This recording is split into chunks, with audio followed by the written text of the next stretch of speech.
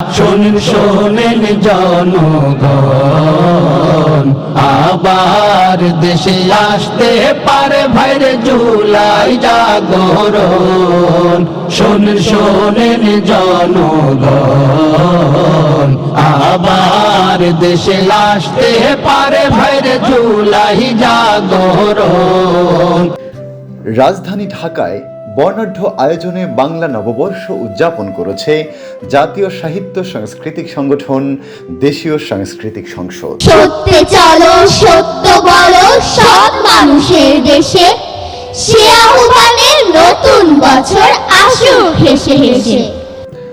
পহেলা বৈশাখ 1433 উপলক্ষে জমকালো শোভাযাত্রা, সাংস্কৃতিক অনুষ্ঠান ও বৈশাখী মেলার আয়োজন করেছে সংগঠনটি। ওইরা বেরি গুণ গাইছি আমরা গানে গানে, ওইরা বেরি গুণ গাইছি আমরা গানে গানে। 14 এপ্রিল মঙ্গলবার সকাল 8টায় জাতীয় প্রেস ক্লাব থেকে শুরু হয় বৈশাখী শোভাযাত্রা, যা রমনা পার্কের অরুণোদয় গেটে গিয়ে শেষ হয়।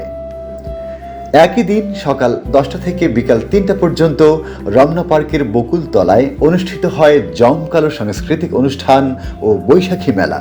খুনের দামে পেলাম দেশ, লাখো শহীদের স্বপ্ন আশা এই দেশ আমার। নববর্ষের নবস্বপ্নে নব উদ্যমে জাগো স্লোগানে আয়োজিত বৈশাখী শোভাযাত্রায় উপস্থিত ছিলেন ঢাকা 12 আসনের সংসদ সদস্য জনাব সাইফুল আলম খান মিলন, চাঁপাইনবাবগঞ্জ 3 আসনের সংসদ সদস্য জনাব নুরুল ইসলাম বুলবুল, ঢাকা 5 আসনের সংসদ সদস্য জনাব কামাল হোসেন, বিশিষ্ট সমাজসেবক ব্যারিস্টার নজরুল ইসলাম ও বিশিষ্ট রাজনীতিবিদ জনাব দিলাওয়ার হোসেন। উপস্থিত ছিলেন বাংলাদেশ সঙ্গীত কেন্দ্রের সভাপতি শিল্পী তাফাজ্জল হোসেন খান, বিশিষ্ট বাচিক শিল্পী শরীফ বাইজিদ মাহমুদ, বাংলাদেশ কালচারাল একাডেমির সভাপতি জনাব আবিদুর রহমান, সাহিত্য সংস্কৃতি কেন্দ্রের সভাপতি মাহবুব মুকুল, এছাড়াও দেশ বরেণ্য সাহিত্য সাংস্কৃতিক ও সামাজিক ব্যক্তিবর্গ উপস্থিত ছিলেন।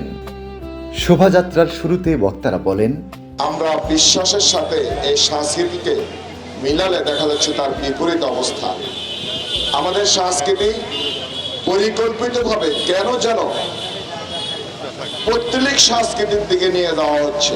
আমাদের সংস্কৃতিকে বিজাতীয় সাংস্কৃতিক আগ্রাসনের মাধ্যমে, বিশেষ করে প্রতিবেশী রাষ্ট্রের পৌত্তলিক সংস্কৃতি বাংলাদেশের 18 কোটি মানুষের ধ্যান ধারণা, মূল্যবোধ এবং সংস্কৃতিকে আজকে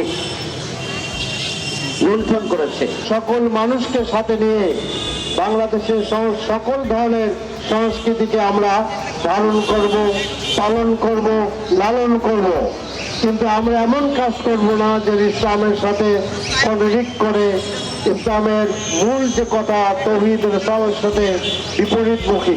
দেশের বিভিন্ন সাংস্কৃতিক সংগঠন স্ব স্ব ব্যানারে শোভাযাত্রায় অংশগ্রহণ করে।